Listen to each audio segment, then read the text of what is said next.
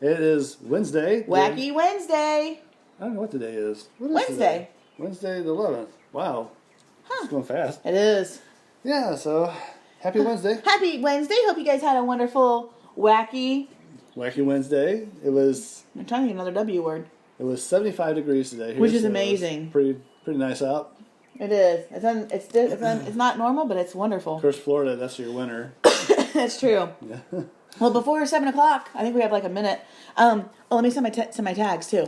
Tag. But while we're tagging, just to start off, shouting out some prayers to Uncle Mike up in Missouri. Hope he's doing well, and just sending prayers for him for continued healing. And for Mom Missouri, for Mike, that he's doing well and healing and getting all his strength back. He had some surgery back maybe about a month or so. It's been a little bit more than that, but yeah, he went through some hard stuff. Yeah, so keeping him in prayers, and anything else you guys might need some prayers for. So, and hi Mom, thanks for joining us. Hello. But jumping right into Hebrews 7. This is a fun one because we've been talking about this one for a while. Yep.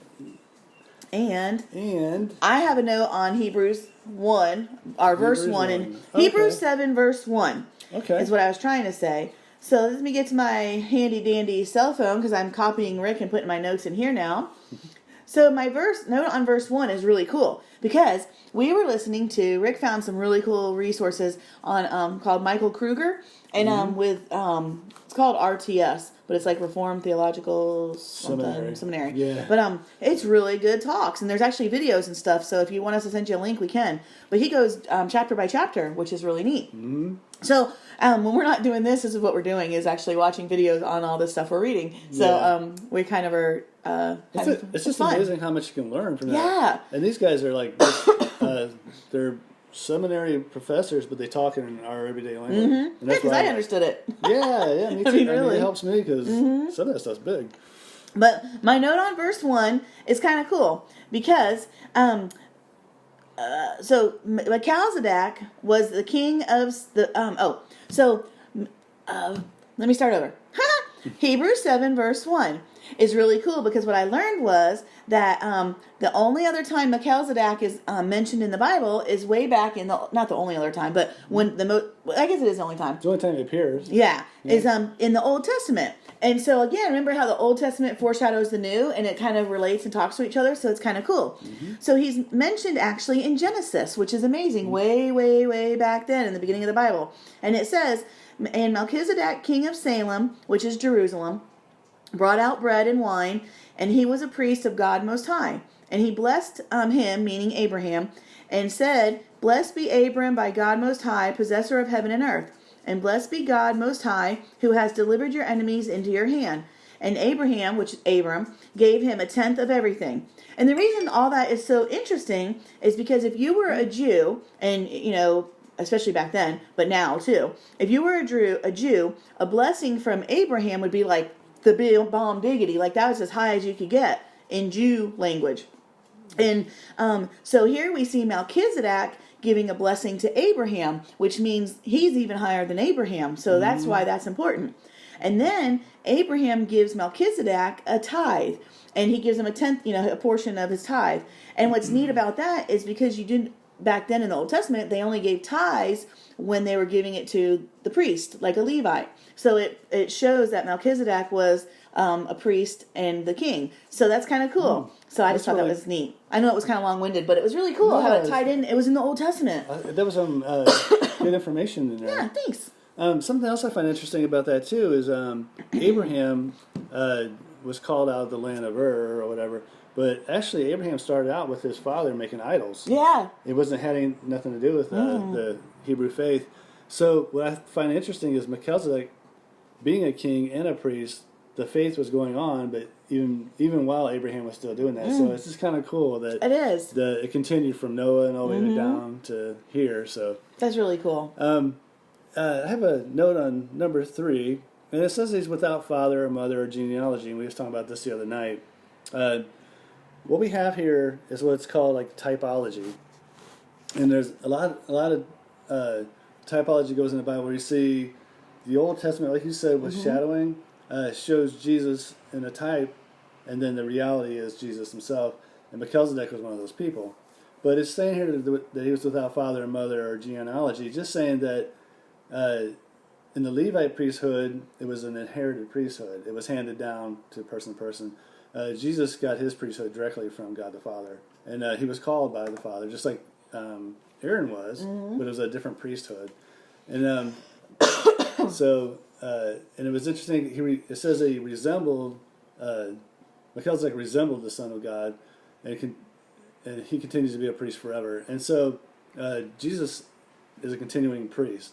What I want to get to though on that was,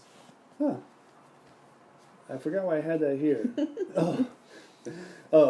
Because there was some things about some people do believe, and I've read some Bible notes that have saying that they believe that Melchizedek was a pre-incarnate of Christ, like he appeared as Melchizedek in the Old Testament. Oh. But there's it shows even though it's in the verses, he resembles the Son of God. Mm-hmm. Melchizedek was a real person; he was a king, and Christ didn't receive his priesthood, his high priest, till after his resurrection. So that's a different time altogether. And so that's kind of like nothing in one way, but something in another way. That's that. I did get a little lost, Okay. but that's just me. But, I was messing with the camera. Yeah, but we can think of different typologies in the Old Testament. Some guys we can think of is like Jonah in the whale. Jonah was in the whale 3 days and 3 nights in the whale's belly, and this is the same thing as Christ being in the grave, you know. And so there's all kinds of different typologies in the Old Testament that point to Christ, and Melchizedek is that. That's cool. Yeah.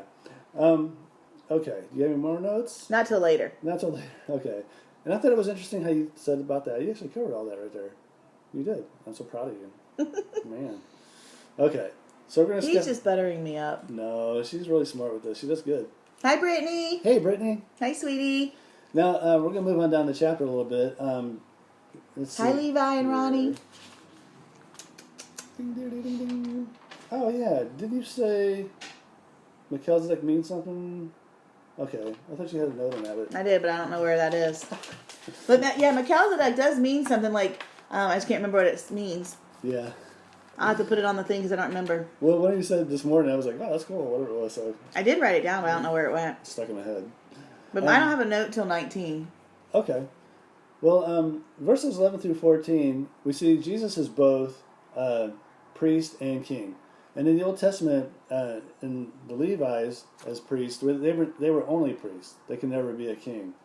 The reason why is because the priest came from the tribe of Levi, but the kings came from the tribe of Judah. And Jesus was from the tribe of Judah. So he's got Melchizedek, the high priest. He gets his priesthood from that, and he gets his kinglyship from the... I'm looking at you in here. Hi. He gets it from the tribe of Judah. Verses 15 through 19 and 23 talk about Jesus lives forever to intercede. And that's what's beautiful, is that in the Old Testament, the priests of the Old Testament died regularly, all the time. True. And so they were...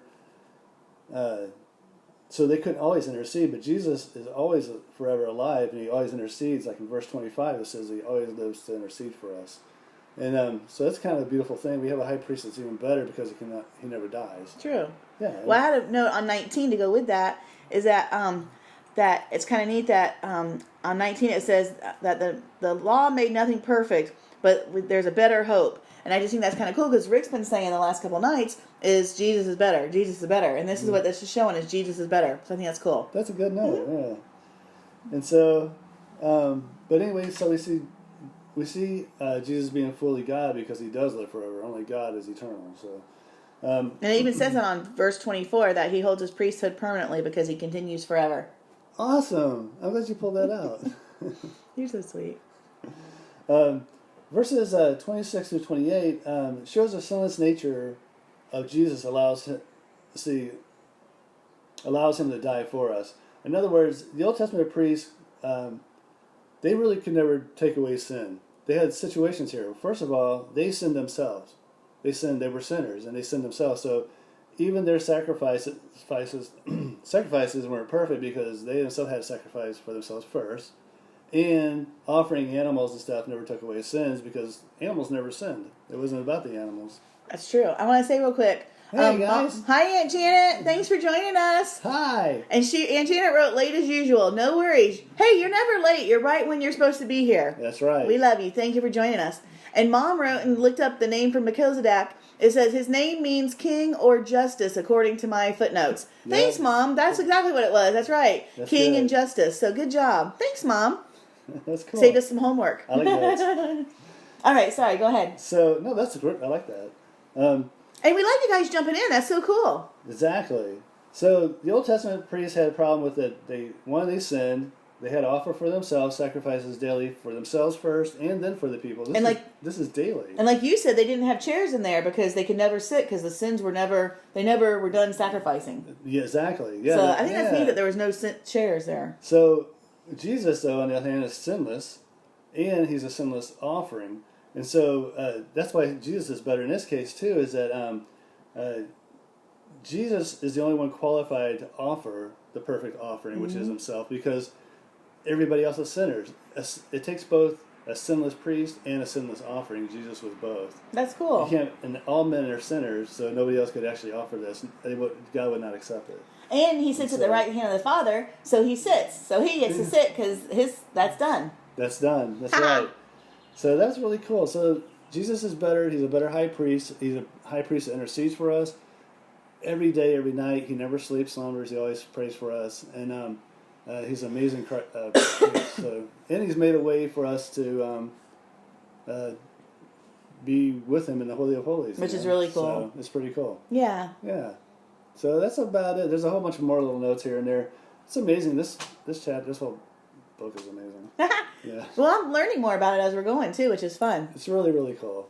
Well, thanks for joining us, you guys, and we love you. Hope you have a great rest of the night and stay safe with all the crazy developments of the coronavirus. But what's cool is ultimately we're called to God with God, so we're okay either way. Yeah. That's kind of cool. Yeah, at least we got a good hope. The hospital sent out a bunch of emails today of different things they're doing to like precautions and this and that, and any events more than 50 people, that stuff like that, meetings. So that's cool. I'm glad they're being safe. So that's really good. So, but they're overly panicking in some areas too. So well, it makes it crazy when like the National Guard comes out to quarantine a city. Yeah, I mean, if you saw that outside your city, I know. But God is good and already is in control. So that's right. But we love you guys, and thanks for joining us, and we'll see you tomorrow. We love our family. Yes. Bye, guys. Bye.